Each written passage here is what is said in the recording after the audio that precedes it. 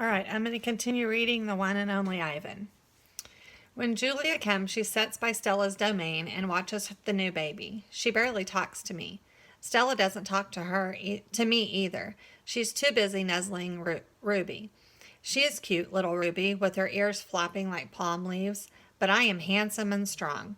Bob trots a circle around my belly before settling down in just the right spot. Give it up, Ivan, he says. You're old news. Julia gets out a piece of paper and a pencil. I can see that she is drawing Ruby. I move to the corner of my domain to pout. Bob grumbles. He doesn't like it when I disrupt his naps. Homework, Julia's father scolds. Julia sighs and puts her drawing aside. I grunt, and Julia glances in my direction. Poor old Ivan, she says. I've been ignoring you, haven't I? I grunt again, a dignified, indifferent grunt. Julia thinks for a moment, then smiles. She walks over to my domain to the spot in the corner where the glass is broken. She slides papers through. She rolls a pencil across my cement floor. You can draw the baby elephant too, Julia says. I bite the pencil in half with my magnificent teeth. Then I eat some paper. Even after Julia and her father leave, I try to keep sulking, but it's no use. Gorillas are not by nature pouters. Stella, I call, is it a full moon? Did you see? Sometimes when we are lucky, we catch a glimpse of the moon through the skylight in the food court. I did, Stella says. She is whispering, and I realize that Ruby must be asleep. Is Ruby all right? I ask. She's too thin, Ivan, Stella says. Poor baby. She was in that truck for days. Mac bought her from the circus the same way he bought me, but she hasn't been there long. She was born in the wild like us. Will she be okay? I ask. Stella doesn't answer my question. The circus trainers chained her to the floor, Ivan, all 4 feet, 23 hours a day. I puzzle over why this would be a good idea. I always try to give humans the benefit of the doubt. Why would they do that? I finally asked. To break her spirit, Stella says, so she could learn to balance on a pedestal. So she could stand on her hind legs, so a dog could jump on her back while she walked in mindless circles. I heard her tired voice and think of all the tricks Stella has learned. When I awake the next morning, I see a little trunk poking out between the bars of Stella's domain. Hello, says a small, clear voice. I'm Ruby. She waves her trunk. Hello, I say. I'm Ivan. Are you a monkey? Ruby asks. Certainly not. Bob's ears perk up, although his eyes stay closed. He's a gorilla, he says, and I am a dog of uncertain heritage.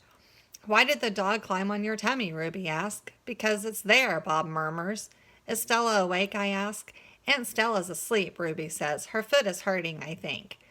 Ruby turns her head. Her eyes are like Stella's, black and long-lashed, bottomless lakes fringed by tall grass. When is breakfast? She asks. Soon, I say, when the mall opens and the workers come.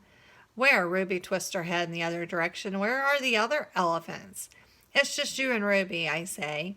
It's just you and Stella, I say, and for some reason I feel we have let her down. Are there more of you?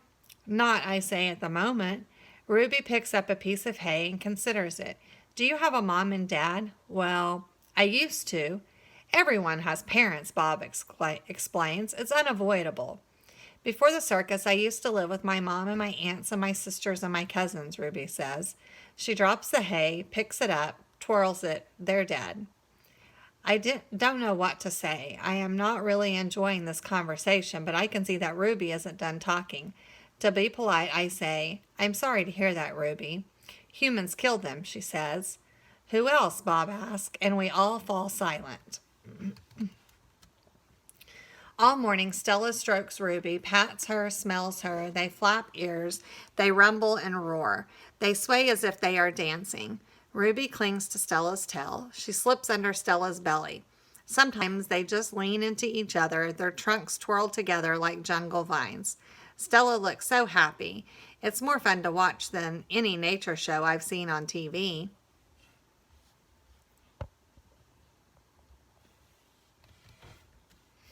George and Mac are out by the highway. I can see them through one of my windows. They are next to each other on tall wooden ladders, leaning against the billboard that tells the cars to stop and visit the one and only Ivan, mighty Silverback. George has a bucket and a long handled broom. Mac has pieces of paper. He slaps one against the billboard. George dips the broom into the bucket. He wets the paper with the liquid from the bucket, and somehow the paper stays in place.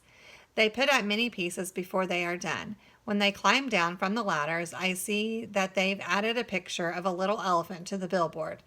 The elephant has a lopsided smile. She is wearing a red hat, and her tail curls like a pig's. She doesn't look like Ruby. She doesn't even look like an elephant. Only known Ruby one day, and I could have drawn her better. Ruby asks lots of questions. She says, Ivan, why is your tummy so big? And have you ever seen a green giraffe? And can you get me one of those pink clouds that the humans are eating? When Ruby asks, what is that on your wall? I explain, it's a jungle. She says the flowers have no scent, and the waterfall has no water, and the trees have no roots. I'm aware of that, I say. It's art, a picture made with paint. Do you know how to make art? Ruby asks. Yes, I do, I say, and I puff up my chest just a little. I've always been an artist. I love drawing. Why do you love it? Ruby asks. I pause. I've never talked to anyone about this before. When I'm drawing a picture, I feel quiet inside. Ruby frowns. Quiet is boring. Not always. Ruby scratches the back of her neck with her trunk. What do you draw anyway? Bananas mostly, things in my domain. My drawings sell at the gift store for $25 a piece with a frame. What's a frame? Ruby asks. What's $1? What's a gift store? I close my eyes. I'm a little sleepy, Ruby. Have you ever driven a truck? Ruby asks. I don't answer. Ivan? Ruby asks. Can Bob fly? A memory flashes past, surprising me. I think of my father snoring peacefully under the sun when I try every trick I know to wake him. Perhaps I realize he wasn't really such a sound sleeper after all. All right, I'll stop there for tonight. See you all tomorrow.